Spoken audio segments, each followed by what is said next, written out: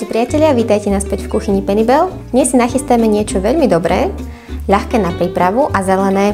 Hádate správne, bude to bazálkové pesto. Toto bazálkové pesto známe ako pesto alla genovese. V originálnej receptúre používa aj cesnak. Vy ho môžete použiť, my ho dnes vynecháme. Ideme na to. A môžeme začať s prípravou. Veľmi jednoduchá a veľmi rýchla. Umytú bazálku a osušenú do takej miery, ako sa vám dá, naložíme. Dnes budeme používať mixer ponorný, krásne vonia. Môžeme rovno naliať aj trošku olivového oleja, zatiaľ len trochu. Ideálne je dať olej do chladničky na chvíľočku, aby bol taký chladnejší. Tým pádom nám bazálka úplne nezhnedne a zostane krásna zelená. Môžeme začať.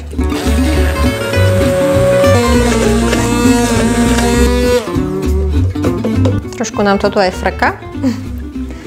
Môžeme pridať piniové oriešky, tak za hrst a uvidíme, ako nám to zhustne.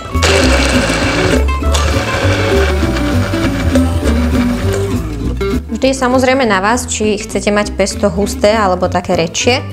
Keď chcete mať husté, dáte viacej piniových orieškov. Keď chcete mať riedke, dáte viacej oleja. Môžeme pridať aj grana padano, prípadne parmezán, to čo máte doma. Ja som si ho nastrúhala úplne na drobúčko.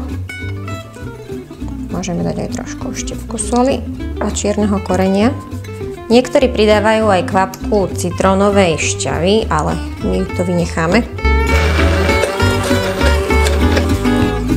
V tomto kroku, ak chcete, môžete pridať aj stručík cesnaku. Ak nie, nechajte tak. Môžeme ochutnať.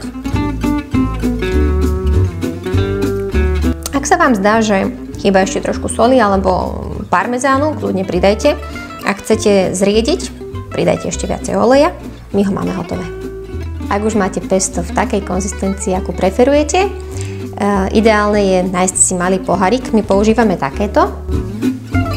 Dáme pesto dovnútra, na vrch dáme ešte vrstvu olivového oleja. Dobre zavrieme a skladujeme v chladničke také 2-3 dní. Ak chcete, aby vám pesto vydržalo dlhšie, ideálne je dať ho do mrazáku. Ako určite viete, bazálkové pesto samo o sebe je vlastne dressing, ktorý najčastejšie používame na ochutenie cestovín, alebo môžeme ním ochutiť aj gnocchi alebo rýžu, tortellini, čo vám len napadne. V lete sa niekedy používa aj na takéto antipasto. Zoberie sa obyčajná bruschetta, dáme na vrch bazálkové pesto a svieža pochuťka je hotová. My si ich takto pekne bohato natrieme. Na vrch môžeme dať ešte trošku grany alebo parmezánu. Ochutnáme.